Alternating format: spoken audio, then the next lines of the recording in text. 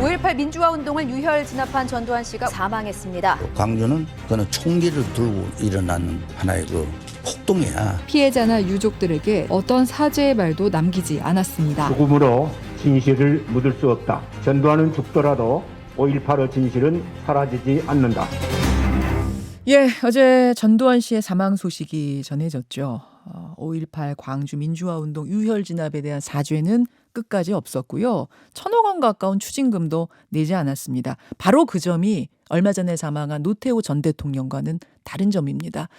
노태우 전 대통령은 자녀들을 통해서 끝없이 사죄하겠다, 됐다고 할 때까지 반성하겠다, 추징금도 모두 내고 세상을 떠난 반면 전두환 씨는 끝까지 사과, 사죄 없이 추징금도 남긴 채 세상을 떠났다는 거죠. 누구보다 전 씨의 사과를 바랬던 분이 있습니다. 마지막까지 법적 다툼을 벌였던 고 조비오 신부의 조카 조영대 신부인데요. 5.18 민주화운동 진상규명을 위해서 앞장섰던 고 조비오 신부를 전두환 씨가 가면 쓴 사탄, 파렴치한 거짓말쟁이 이렇게 회고록에 비난한 게 문제가 돼서 사자 명예훼손 혐의로 재판 중이었습니다. 재판 중에 사망을 한 겁니다. 조영대 신부 지금부터 직접 만나보죠. 조영대 신부님 나와 계십니까? 네, 안녕하세요. 예, 어제 전두환 씨 사망 소식 듣고는 어떠셨어요? 예, 참 너무 허탈하고 정말 한스러웠습니다. 마치 닥쳤던 게 하늘 쳐다보는 그런 심정이었죠. 그런 말씀을 하실 수밖에 없는 게 지금 재판 항소심 공판 기일이 29일인가 그랬죠? 네. 예, 항소심 공판 기일 남겨두고 그러니까 재판에서 가름이 되기 전에 세상을 떠난 것 이대로 진실이 덮여버리는 그 느낌 때문에 허탈하셨겠죠? 예, 지난 3년 동안 그렇게 법정 다툼을 해오면서 진실 규명을 위해서 싸워왔고 또 그런 가운데서도 정말 이 광주의 그런 아픔, 광주에게 그 많은 만행을 저지른 사람으로서 사과하고 사죄하기를 간절히 바랬지만 이렇게 그냥 모든 것을 덮을 수 있을 양 본인이 결국 끝까지 거짓말하고 진실을 밝히지 않고 결국 이렇게 사망을 해버렸으니 정말 허망함과 함께 또 우리 광주 시민들은 다시 또 분노하고 분통 터지고 그러는 심정입니다. 이렇게 되면은 재판은 자동 종결이 되는 건가요? 예, 현행법상 피고인을 상대로 한 형사 소송이기 때문에 결국 피고인이 사망해서 없어지게 되기 때문에 결국 공소가 없음, 공소 기각이 되는 거죠. 예. 이 재판이 지금 한 3년을 가고 있는 거죠? 네. 사실은 이제 전두환 씨가 워낙 고령이기 때문에 재판 중에 결론 안 나고 이렇게 될 수도 있겠다. 사과 못 받고 이게 마무리될 수도 있겠다라는 걱정은 계속 하셨을 것 같아요. 그래요. 저희들이 참 아이러니컬하게도 정말 광주에게 그 많은 한을 남겼고 그렇게 엄청난 만행을 저질렀던 사람에 대해서 건강을 걱정하면서 기도를 해야 되는 참 아이러니컬한 그런 상황이었었는데요. 그렇게 우려했던 게 현실이 돼버렸네요. 참으로 역사적인 진실 규명을 사법공법에 의해서 제대로 판결되고 그렇게 한 후에 떠나기를 간절히 바랐는데 이렇게 무책임하게 또 떠나버리고 말았네요.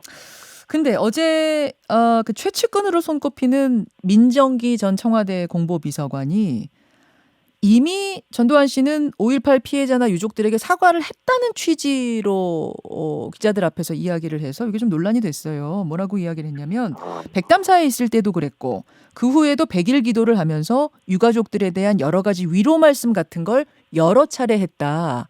어떻게 알고 계십니까?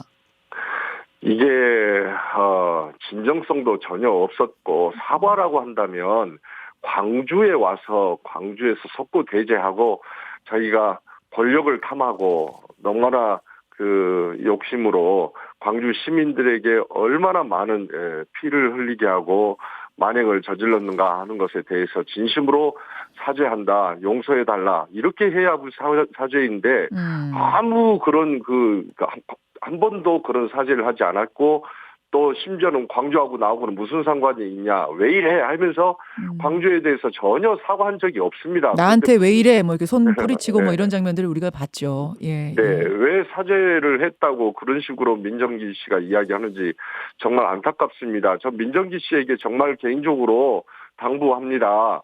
그 고인에게 누대는 그런 말은 정말 제발 하지 마시고 그런 고인이 얼마나 이 광주에게 저지른 그 만행에 대해서 그렇게 모른단 말입니까? 그런데 그 사람의 그런 만행에 대해서 그렇게 비호하는 그런 발언들 제발 하지 마십시오. 그러면 국민의 공분을 더 사고 고인에게 누가 된다는 것을 알았으면 좋겠습니다. 오히려 세상을 떠난 고인에게 누가 되는 이야기다. 네. 사과를 했다는 취지로 자꾸 이야기하지 말아라. 그렇게 생각하는 국민이 없단 말씀이에요. 네. 그러면은 그 마지막으로 기억하는 것이 그러니까 유감 표현까지는 나온 겁니까? 유감이다 뭐 이 정도까지? 그런 유감 표현과 관련하여서도 네. 그게 전혀 그 진정성도 없는 것이고 아니요 그 유감 표명이라는 것도 없었습니다. 그러니까 자기가 이제 민정기 씨가 이 관련하여서 뭐 자기 말을 섞고 이렇게 가끔씩 내뱉는 것은 있을 수 있겠으나 그러나 지난번에 법정에서도 그렇고 자기는 군인들의 명예를 끝까지 지키고 또 자기는 전두환 씨가 전혀 이 죄가 없음을 확신하기 때문에 국가를 위해서 나름대로의 그런 그 소신을 다해서 행동한 것이라고 확신하기 때문에 자기는 그런 회고록을 쓰는데 적극적으로 협조했다. 그런 이야기를 했으면서 무슨 사죄를 했다고 그러는지 참으로 어이가 없습니다. 지난달에 사망한 노태우 전 대통령의 장례는 국가장으로 진행이 됐습니다. 사실 이게 법적으로 내란죄 등 실형의 경우 국립묘지 안장은 불가능해요. 불가능하지만 이제 국장을 치르느냐, 뭐 어떻게 조문을 하느냐 이런 것은 사실은 자유의 영역인데 지금 전두환 씨 같은 경우에는 이게 국장이 치러지거나 그럴 상황이 전혀 아니죠. 지금 분위기를 어떻게 알고 계세요?